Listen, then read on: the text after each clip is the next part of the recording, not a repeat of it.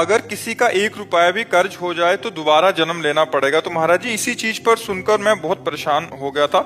1-2 रुपए तो इधर उधर हो ही जाते हैं महाराज जी। महाराज जी अनजाने में अगर कर्ज हो जाए, अनजाने में ऐसे कोई बात नहीं है, लेकिन जानकर हमने किसी से 500 रुपया लिया है या 500 रुपए की चीज ली है तो मुझे अपने जीवन में चाहिए कि बहुत जल्दी निपटा दे, हम उसका कर्जा ना लें। जी क्या कोई अगर खान पान कराए या कोई किसी ने पेट्रोल भरवा दिया या किसी ने कोई उपहार दे दिया, ये भी कर्जे के अंतर्गत आता है? नहीं, कर्जे के अंतर्गत नहीं आता है। यदि हमारा कोई रिलेशन है या कोई भावुकता का भाव है और हम उसके घर जाते हैं, हमें प्रसाद पवा देता है, तो कभी हमारे घर आता है, प्रसाद पा लेता है, इसका कोई कर्जा नहीं। अब हमारी गाड़ी में पेट्रोल क्यों डलवा रहा है, हमें देखना है कि हमसे कोई बुरा आचरण तो नहीं करवाना चाहता है, घूस तो नहीं दे रहा है हमको, हम ऐसे क्यों डलवा ले पेट्रोल? दोस्ती यारी में। हाँ तो दोस्ती यारी में तो दोस्त है तो फिर डाल देता है, तो हम कभी उसका भी कार्य कर देते, वो बात अलग है। ऐसे नहीं, ऐसे कैसे कोई हमारी जेब में पैसा डाल दे, ऐसे कौन कर रहा है? हम जैसे 4 दोस्त आए हैं, कल हमें खिला दिया बड़े होटल में। देखो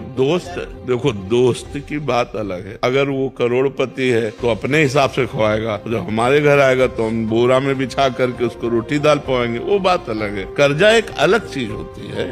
ये खान पान, मान लो वो हमको रबड़ी पवा रहा है, हमारी सामर्थ्य, तो हम चाय पिला रहे थे, तुम्हारी चाय उसकी रबड़ी की समानता कर लेंगे, क्योंकि आप गरीब आदमी हो, धनी है और दोनों दोस्त हैं, तो 1000 रुपए का भोजन पवा देता है, हमारे पास पानी है तो हम केवल पानी पिला देते हैं, तो बराबर हो जाएगा। मन से कोई दे देगा, क्यों ले, ये भी तो होना चाहिए। क्यों ले, हराम का क्यों ले, हराम के खाने की आदत क्यों बनावे? नहीं लेना चाहिए, मेहनत की कमाई हम ऐसे क्यों ले, ऐसे अधर्म की बात नहीं।